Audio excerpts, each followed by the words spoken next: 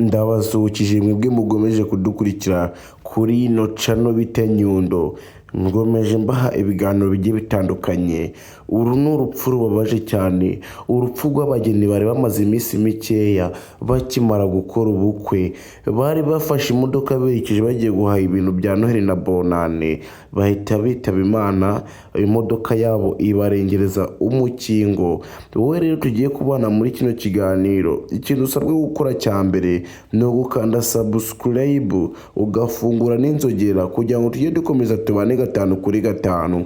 Ngiye kukubwira iminsi uyu mugeni yari amaze ashatse umugabo, noneho ikintu kibabaje ni uko umugore yitabye Imana, umugabo akaba yajyanwe mu bitaro. Wowe tega amatwi wumve uburyo byagenze, wumve abakomeretse n'ibande, hari igihe nawe waba ubazi. Ikintu usabwa gukora ni ukwicara ahangaha ugatega amatwi, ukibuka gukanda like, ugasharinga n'iyi video. Uru rupfu rukomeye cyane rugomeje kubabaza abantu, rukomeje no kujya abantu mu matwi. Uyu w'Imbabazi Jacqueline n'uyu Hafashimana araguha, aho ibi bintu bibabayeho birakomeye cyane. Rero iyi mpanuka iteye ubwoba cyane. Impamvu iteye ubwoba ati ni iyi: hano ngaha igwamagana muri rompuwe, uyu mugore bita Imbabazi Jacqueline n'uyu Hafashimana araguha bari bafashe imodoka yabo barangije berekeza ku isoko rya Nyarugenge, ariho bari bagiye kugurira ibyo kurya.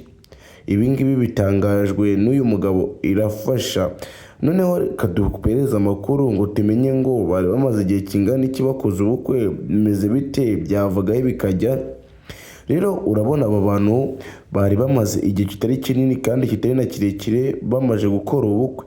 Bari bamaze igihe kingana n'ibyumweru 3 bakoze ubukwe, bari bakiri abageni. Rero ndi kugomeza nishishikariza abantu bo mu muhanda bagomeza kugenda birinda, kuko imodoka cyangwa ibindi binyabiziga biri kubaryohera kubera iminsi mikuru, barangiza bagaserebura bakibagirwa ko batwaye. Rero reka turebe ngo abahasize ubuzima ni bande, turebe ngo uwarokotse ninde, turebe ngo byagenze ute.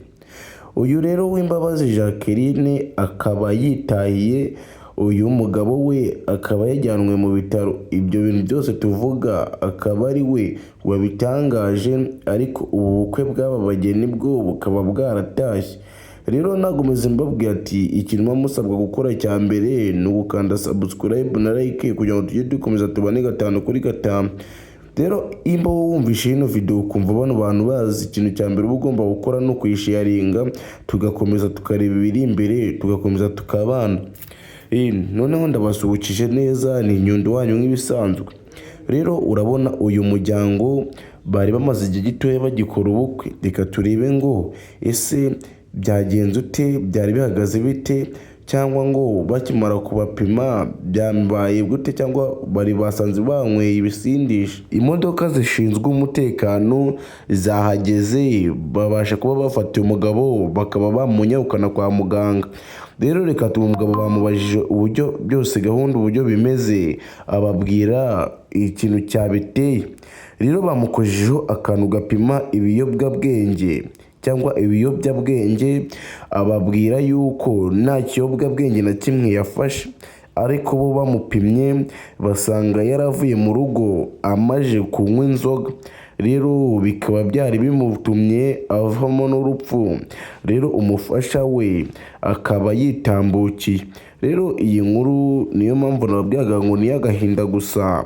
Rero ngomeza mbabwira ngo yari Nyundo wanyu nk'ibisanzwe. Ciao ciao, naho mu makuru agarutse.